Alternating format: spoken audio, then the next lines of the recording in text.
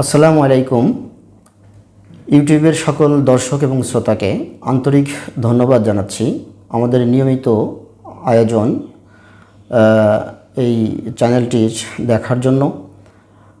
Dear viewers, আপনারা জানেন যে আমরা প্রতিনিয়ত আপনাদেরকে মুরগির লালন পালন, তাদের রোগবাগ সম্পর্কে বিভিন্ন ধরনের তথ্য এবং ভিডিও চিত্র দেখিয়ে থাকি।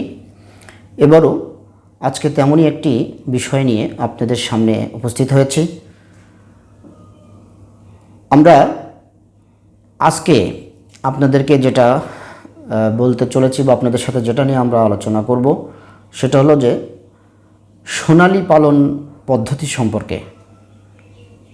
আপনারা জানেন বাংলাদেশের আনাচে কানাচে বিভিন্ন ধরনের সোনালী ফার্ম তৈরি হয়েছে। এই ফার্মগুলো বিভিন্নভাবে না জানার কারণে, তাদের ঠিকমতো ম্যানেজমেন্টের না হওয়ার, ভালো ম্যানেজমেন্ট না পাওয়ার কারণে ক্ষতির সম্মুখীন হচ্ছে। না জানার কারণে বিভিন্ন ধরনের রোগবাগ তৈরি হচ্ছে এবং প্রত্যেকটা খামারই বিভিন্নভাবে ক্ষতিগ্রস্ত হচ্ছে তথা দেশের এটা অর্থনৈতিকভাবে ক্ষতিও হচ্ছে। সে আলোকে আপনারা জানেন আমরা আমাদের বিভিন্ন কথাবার্তা এবং ভিডিওগুলো আপনাদের কল্যাণে, আমাদের কোনো এখানে কল্যাণ আমরা দেখি না, আমাদের কল্যাণটা আপনাদের কল্যাণ। সেই উপলক্ষে সেই থেকেই আমরা আপনাদের কাছে বিভিন্ন ধরনের তথ্য এবং ভিডিও দিয়ে থাকি। আজকে আপনাদের সামনে যেটা নিয়ে আলোচনা করব সেটা হলো যে কিভাবে একটা সোনালী খামার তৈরি করে সেটা সফলতা অর্জন করা সম্ভব। তো ভিউয়ার্স, আপনাদেরকে মনে রাখতে হবে যে কিছু জিনিস আপনাদেরকে যদি আমরা বুঝিয়ে দিতে পারি, ধরিয়ে দিতে পারি, তাহলে আপনারা সোনালী মুরগি পালনে ভালো সফলতা পাবেন। চোখ রাখুন আমাদের ভিডিওটির শেষ পর্যন্ত, তাহলেই আপনারা বুঝতে পারবেন যে আপনাদের ভিডিওটি আপনাদের কাজে আসছে। তো ভিউয়ার্স, আমাদেরকে সোনালী পালন করার জন্য, সোনালী মুরগি লালন পালন করার জন্য আপনাদের যে বিষয়গুলো নিয়ে আমি আলোকপাত করব সে বিষয়গুলো সারমর্ম আমি প্রথমে জানাই দিই। সেটা হলো যে প্রথমে শেড নির্মাণ, তারপর লিটার ব্যবস্থাপনা, ব্রুডিং, বাচ্চার ব্রুডিং, ওষুধ বা মেডিকেশন এবং এর বায়োসিকিউরিটি থেকে শুরু করে অন্যান্য কিছু বিষয় নিয়ে আপনাদের সঙ্গে আলোচনা করব। প্রথমেই আসি যে শেড ব্যবস্থাপনা অর্থাৎ শেড নির্মাণ। সোনালী বা ব্রয়লার অথবা পোলট্রি যেটাই বলেন না কেন, শেড নির্মাণের ক্ষেত্রে আপনাকে অবশ্যই মাথায় রাখতে হবে শেডটা কেমন জায়গায় হবে। শেডটা অবশ্যই হতে হবে লোকালয় থেকে একটু দূরে। সেখানে যাতায়াত ব্যবস্থা থাকতে হবে সুন্দর, যেন ভ্যান বা অন্য কোনো গাড়ি আপনি সেখানে নিয়ে যেতে পারেন আপনার প্রয়োজনে। একটু উঁচু এবং শুষ্ক জায়গায় হতে হবে এবং একটু খোলামেলা জায়গা হতে হবে। শেডটা অবশ্যই পূর্ব এবং পশ্চিম লম্বা হবে। শেডের মাটি থেকে মেঝের উচ্চতা হবে 2 থেকে 3 ফিট।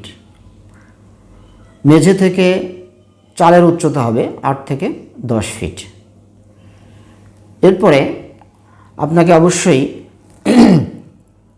খেয়াল রাখতে হবে যে শেডের ভিতরে পর্যাপ্ত আলো এবং বাতাস প্রবেশ করতে পারছে কিনা। সেই জন্য আপনাকে শেডের চারপাশে নেটের বেড়া দিতে হবে। যদি চারপাশ সম্ভব না হয়, কমপক্ষে দক্ষিণ এবং উত্তর পাশে অবশ্যই নেট দিবেন। এটা গেল আপনার শেড নির্মাণ। এবার লিটার ব্যবস্থাপনা, অর্থাৎ আপনার মুরগি পালন করতে গেলে কয়েকটি পদ্ধতিতে পালন করতে পারেন। সেই পদ্ধতি কেমন? যেমন আপনি মাচাই মুরগির পালন করতে পারেন, লিটার বা ফ্লোরের উপরে মুরগির পালন করতে পারেন, খাঁচাই মুরগি পালন করতে পারেন। তবে এই ক্ষেত্রে আমরা খাঁচা পদ্ধতিতে, শুধুমাত্র লেয়ারের ক্ষেত্রে আমরা খাঁচা পদ্ধতিটা ব্যবহার করে থাকি সাধারণত। আর সোনালী বা ব্রয়লারের ক্ষেত্রে আমরা মাচা অথবা লিটার পদ্ধতিতে মুরগি পালন করতে পারি। তবে সবচেয়ে উত্তম পন্থা হয় যদি আপনি মাচার উপর মুরগি পালন করতে পারেন। সেক্ষেত্রে আপনার রোগ জীবাণু একটু কম আসবে, কারণ লিটার থাকলে লিটার কিছুটা ভিজে যাওয়ার সম্ভাবনা থাকে। সেক্ষেত্রে লিটারের উপর থেকে নানা ধরনের রোগ জীবাণু আসতে পারে। তবে লিটারেও আপনি সতর্ক থাকলে লিটারের উপরেও সোনালী মুরগি পালন করা অত্যন্ত সহজ। এবার আপনাকে ব্রুডিং লিটার ব্যবস্থাপনার পর আপনাকে আসতে হবে এবার ব্রুডিংয়ের জন্য প্রস্তুতি নিতে হবে। অর্থাৎ বাচ্চা যখন আনবেন, কোনো বাচ্চা যখন সেরে আনার আগে আপনাকে মনে রাখতে হবে যে বাচ্চাটা যেহেতু ছোট, সেহেতু একটা নির্দিষ্ট একটা বেষ্টনীর মধ্যে আপনাকে বাচ্চাকে ছাড়তে হবে প্রথমে। সেই ব্রুডিংয়ের তৈরি করার আগে শেড নির্মাণের পরে কিছু প্রস্তুতি আছে। সেই প্রস্তুতিটা হলো আপনাকে শেড অবশ্যই জীবাণুমুক্ত করতে হবে। যেখানে বাচ্চাটা আপনি রাখবেন সেই শেড এবং শেডের আশেপাশে অবশ্যই জীবাণুমুক্ত করতে হবে। জীবাণুমুক্ত কিভাবে করবেন? জীবাণুমুক্ত করার বিভিন্ন উপায় আছে। আপনি শেডটা প্রথমে হুইল পাউডার অথবা অন্যান্য কোনো জীবাণুনাশক দ্বারা ধুয়ে ফেলবেন। তারপর পটাশিয়াম পারম্যাঙ্গানেট, টিমসেন, ভাইরোসিড এই জাতীয় কিছু ওষুধ বাজারে পাওয়া যায়, সেটা দ্বারা শেডের ভিতরে এবং বাইরে কয়েকবার স্প্রে করবেন। তারপরে শেডের বাইরে এবং ভিতরে ফ্লোরে আপনি চুন, বাজারে পাওয়া যায় এই চুনটা গুঁড়ো করবেন, পাউডার ফর্মে চলে আসবে, তখন এটাকে চারিদিকে ছিটাই দেবেন সুন্দরভাবে। এই ছিটানোর পরে আপনি সর্বশেষ আপনাকে আরেকটি কাজ আপনি করতে পারেন, সেটা হলো যে ফিউমিগেশন। সবচেয়ে উত্তম পন্থা। শেডের চারপাশে আপনি পলিথিন পেপার দ্বারা ঘিরে দিতে পারবেন। ঘিরে দেওয়ার পরে আপনাকে ভিতরে ফিউমিগেশন দিতে হবে। পটাশ এবং ফরমালিন দ্বারা আপনি ফিউমিগেশনটা দিবেন। এরপরে আপনাকে মোটামুটি শেড প্রস্তুত হয়েছে বলে আমরা ধরে নিব। আপনি এবার ব্রুডিংয়ের জন্য প্রস্তুতি নেবেন। ব্রুডিংয়ের প্রস্তুতিটা কেমন? আপনাকে ব্রুডিংয়ের জন্য কয়েকটা জিনিস লাগবে। যেমন আপনি চাটাইয়ের বেড়া হতে পারে, হার্ডবোর্ড হতে পারে, প্লেন শিট হতে পারে। এটা দ্বারা আপনি একটা বেষ্টনী তৈরি করবেন এবং বেষ্টনীর উপরে হভার বাজারে আপনি যে কোনো ডিলারের দোকানে এটা আপনি কিনতে পাবেন। এটা বললে আপনাকে দিয়ে দিবে হভার। এই হভার উপরে সেটিং করতে হবে। আপনি প্রচণ্ড শীতের সময় আপনাকে তাপমাত্রা বাড়ানোর জন্য হভারের বাল্বের পাওয়ার কম বেশি আছে সেটা করতে পারেন, এবং গ্যাস বোর্ডারও আপনি ব্যবহার করতে পারবেন। গ্যাস বোর্ডার প্রচণ্ড এই সময় গ্যাস বোর্ডারটা আপনার অবশ্যই কাজে লাগবে। তো ভিউয়ার্স, আপনি যখন গ্যাস বোর্ডার এবং হভার দিবেন, ওটা সেট করার পরে আপনাকে ভিতরে যে ফ্লোরে যে লিটার বিছানো আছে বেষ্টনীর মধ্যে, তার উপরে কয়েকটি স্তরে 3 থেকে 4 স্তরের পেপার বিছিয়ে দিতে হবে, খবরের কাগজ। এটার উপরে মুরগি যেহেতু বাচ্চা অবস্থায় মুরগির পায়ের ইয়েটা খুব নরম থাকে, সেই জন্যই ওরা এই লিচের উপরে স্বাচ্ছন্দ্য বোধ করবে। আপনি লিটার উপরে কয়েক স্তরে 3 থেকে 4 স্তরে খবরের কাগজটা বিছিয়ে দিবেন। এরপরে আপনাকে বাচ্চা নিয়ে আসার জন্য প্রস্তুতি নিতে হবে। তবে আপনি বাচ্চা আনার আগ মুহূর্তে অর্থাৎ 2 থেকে 3 ঘন্টা আগে আপনার হভারের লাইট, আলো এবং তাপমাত্রা আপনার 36 থেকে 37 ডিগ্রি টেম্পারেচারের মধ্যে নিয়ে আসতে হবে। তারপরে আপনাকে পানি সরবরাহ করতে হবে। অর্থাৎ মুরগির বাচ্চা যখন দূর দূরান্ত থেকে বিভিন্ন স্টেজের উপর দিকে আসে, আপনাকে মনে রাখতে হবে যে আপনি যত দ্রুত এদেরকে পানির ব্যবস্থা এবং ভালো পরিবেশে নিয়ে আসতে পারবেন, তত দ্রুত আপনার মুরগিগুলো সতেজ হবে এবং গ্রোথ শুরু হবে। সেই জন্য আপনাকে পানি সরবরাহ করতে হবে। এবং পানিতে আপনি যেহেতু স্ট্রেস পড়তে পারে বাচ্চার, সেহেতু গ্লুকোজ এবং ভিটামিন সি, পাশাপাশি এটা হলো 24 ঘন্টার পানিতে আপনি এই জিনিসটা দিবেন। কারণ গ্লুকোজের পানিটা থাকলে মুরগির পানিটা খেতে একটু স্বাচ্ছন্দ্য বোধ করবে, পানি খেতে ভালোবাসবে, সুতরাং ওটা বেশি বেশি পানি খাবে। এই জন্য 24 ঘন্টা আপনি পানিতে গ্লুকোজ এবং ভিটামিন সিটা দিয়ে রাখবেন।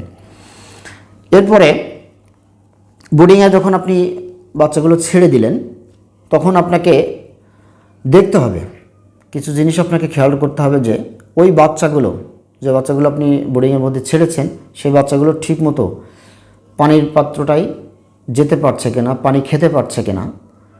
যদি কিছু কিছু বাচ্চার ক্ষেত্রে এই সমস্যা হয় যে পানির পাত্রটা চিনতে পারছে না, খাইতে পারছে না, তখন আপনাকে পানিটা ধরে মুরগির বাচ্চার ঠোঁটটা লাগাই দিতে হবে, তাহলে ওরা পানির পাত্রটা চিনে যাবে। পানির পাত্র এবং খাবার পানি সরবরাহ করার পরে বাচ্চা ছেড়ে দেওয়ার পরে যখন মোটামুটি একটু স্বাভাবিক হয়ে যাবে, 1 থেকে 1.5-2 ঘন্টা পরে তখন আপনি খাবার দিবেন। এবং খাবারটা আপনার দেওয়ার ক্ষেত্রে আপনি প্রথমেই খাবারের ট্রেটা সরবরাহ করবেন ঠিকই, কিন্তু খাবারের ট্রের পাশাপাশি আপনাকে কিছু খাবার ছিটাই দিতে হবে ওই পেপারের উপর, যাতে করে আপনি বাচ্চাটা দ্রুত ওই খাবারটা পেয়ে যায় এবং খেতে পারে। এবং তারপরে পাশাপাশি ট্রেটাও, খাবারের যে পাত্রগুলো সেটাও তারা চিনে ফেলতে পারবে এর মাঝে। এরপর ভিউয়ার্স, আপনাকে মনে রাখতে হবে যে আপনি যে খাবারের ট্রে এবং পানির ট্রেটা দিচ্ছেন, এটা কি পরিমাণে দিবেন, এটা প্রশ্ন। আপনাকে অবশ্যই 25 থেকে 50টি বাচ্চার জন্য 1টি করে পানির পাত্র এবং 1টা করে চিক ট্রে খাবারের পাত্র সরবরাহ করতে হবে। এবার বোর্ডিং হয়ে গেল, আপনাকে এই জিনিসটা মাথায় রাখতে হবে। এবার আমরা যেটা নিয়ে আলোচনা করবো যে খাবার, কি কি খাবার আপনি সরবরাহ করবেন। বাজারে প্রচলিত খাবার আছে, আপনি ডিলারের যেখান থেকে বাচ্চা নেবেন সেখানেই আপনি খাবার পাবেন। সেখানে আপনি সোনালির খাবার আলাদা আছে, সোনালি স্টার্টার হিসেবে বাজারে বিক্রি হয়। প্রথমে যেহেতু মুরগির বাচ্চাটা ব্রয়লারের মতো না, অত দ্রুত বড় হয় না, সেহেতু আমি সাজেশন করব যে আপনি 40 দিন পর্যন্ত এই সোনালি স্টার্টার খাবারটা খাওয়াবেন। 40 দিন পর থেকে গ্রোয়ার খাবার এবং বিক্রির আগ পর্যন্ত এই খাবারটা চলবে। তো প্রিয় দর্শক, আমরা এতক্ষণ বোর্ডিং এবং শেড নিয়ে আলোচনা করলাম। এবার আসেন, আপনি বাচ্চা যখন ঢোকালেন তখন আপনাকে আরও কিছু জিনিস তো তাদের অ্যাড করতে হবে, সেটা হলো যে ভ্যাকসিনেশন। আমাদের দেশে গাম্বুরো এবং রানীক্ষেতের প্রাদুর্ভাব অনেক বেশি, এবং পাশাপাশি আমরা দেখছি বিভিন্ন সময়ে, শীতের সময় বিশেষ করে বার্ড ফ্লু রোগটাও মহামারী আকারে দেখা দেয়। সেই জন্য এই ভ্যাকসিনগুলো আমাদেরকে দিতে হবে। তো প্রথমে 3 থেকে 5 দিন বয়সে, অথবা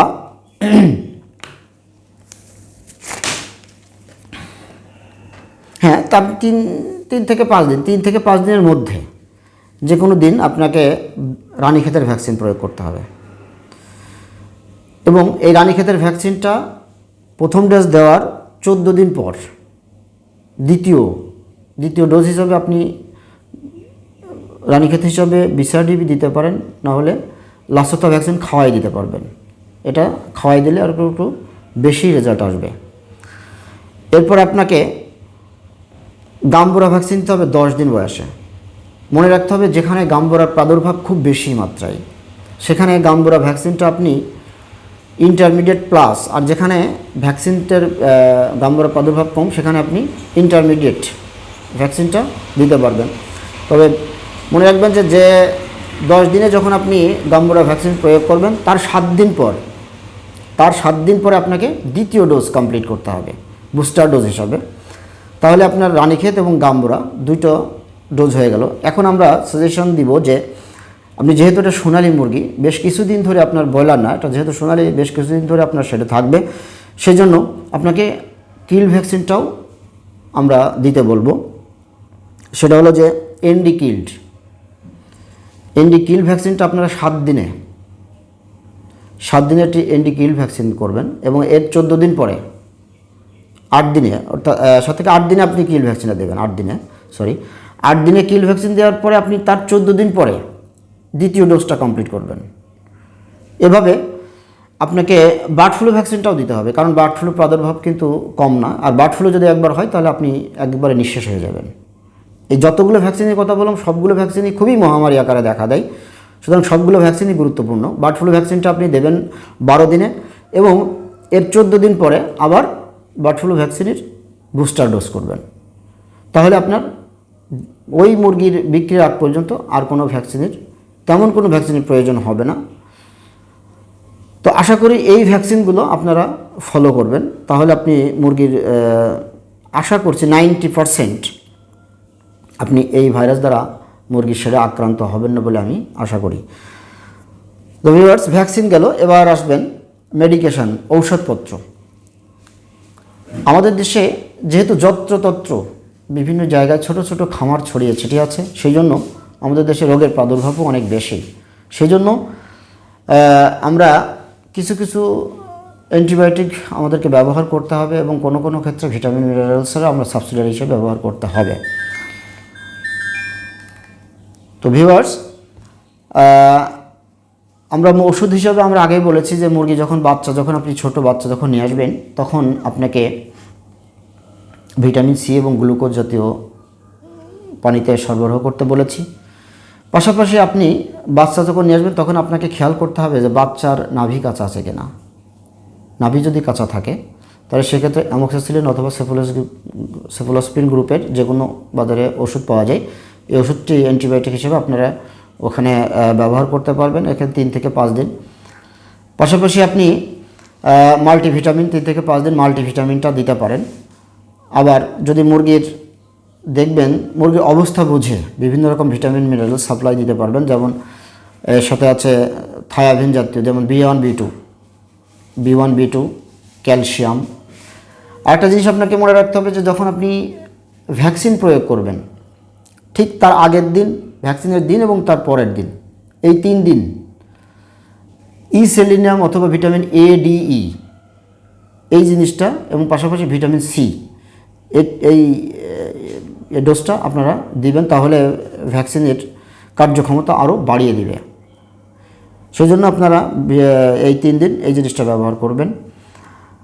আর এভাবে আপনারা মুরগির জীবদ্দশায় ঠিকমতো যদি তার পরিবেশ দিতে পারেন, ভ্যাকসিনগুলো কমপ্লিট করতে পারেন এবং মেডিকেশনটা এভাবে চালাতে পারেন, ব্যবস্থাপনা যদি ঠিক থাকে, তাহলে আপনারা মোটামুটি আমি ধরে নিতে পারি যে শেড অন্তত আপনাদের ইয়েটা ভালো থাকবে। এখানে আরেকটি জিনিস আমি এড়িয়ে গেছি ভিউয়ার্স, সেটা যেহেতু রোগের প্রাদুর্ভাব আর আমাদের দেশে গাম্বুরা রানীক্ষেত বার্ড ফ্লুর প্রাদুর্ভাবটা অনেক বেশি, সেখানে আমরা একটা জিনিস আপনাদেরকে সাজেশন দিব, সেটা হলো যে কক্সিডিওসিস অত্যন্ত শক্তিশালী প্রোটোজোয়া জাতীয় সেই জন্য আপনাদেরকে মাথায় রাখতে হবে যে এই কক্সিডিয়া থেকে শেডকে অবশ্যই মুক্ত রাখতে হবে। কেননা কক্সিডিয়া যদি কারো শেডে একবার ঢুকে যায় তাহলে সেখানে কিন্তু গাম্বুরা আসার সম্ভাবনা আছে। আর গাম্বুরা রোগ ঢুকে গেলে রানীক্ষেত আসতে পারে, বিভিন্ন রকমের ভাইরাস এবং ব্যাকটেরিয়া দ্বারা মুরগি কিন্তু আক্রান্ত হওয়ার সম্ভাবনা খুব বেশি থাকে। সেই জন্য কক্সিডিওসিস আপনাকে অবশ্যই নিয়ন্ত্রণে রাখতে হবে, যেন কোনো ক্রমেই আপনার সেটা কক্সিডিওসিস না আসে কখনো।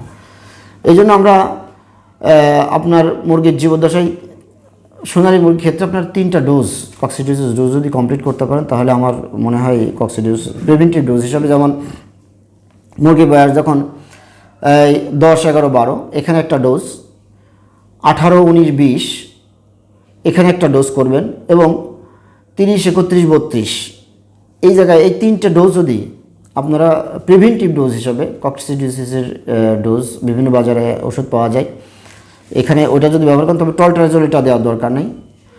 টলট্রাজোলটা দেবেন আপনি সাধারণত আপনার যদি কক্সিডিওসিস এসে যায় কখনো, তখন এই ডোজটা আপনারা অবশ্যই কমপ্লিট করবেন, তাহলে উপকার পাবেন।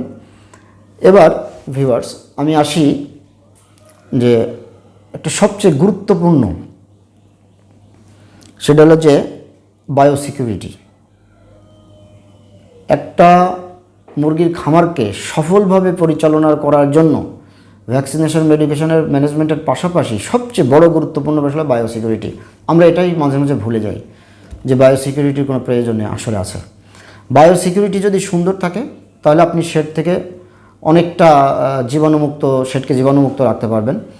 সেক্ষেত্রে বায়োসিকিউরিটি হিসেবে আপনারা কী করতে পারেন, অবশ্যই আমি আগে বলেছি যে আপনার শেডটা হতে হবে লোকালয় থেকে দূরে, বন্য প্রাণীর উপদ্রব থেকে দূরে রাখতে হবে শেডকে, যেন ইঁদুর, বিড়াল বন্য পাখি যেন শেডের ভিতরে প্রবেশ না করতে পারে সেদিক খেয়াল রাখতে হবে।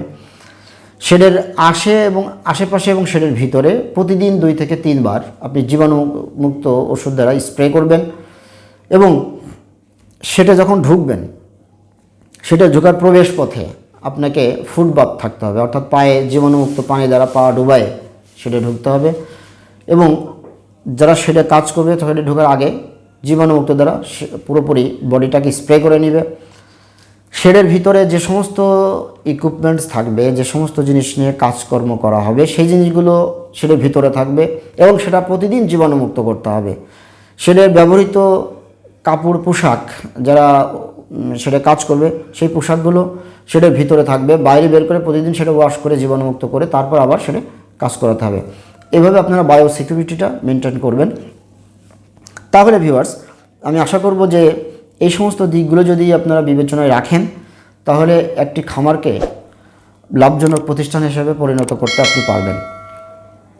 তো এই ছিল মোটামুটি আমার আপনাদের প্রতি এই সোনালী পালনের সম্মুখ ধারণা। আশা করি কিছুটা ধারণা আপনাদেরকে দিতে পেরেছি।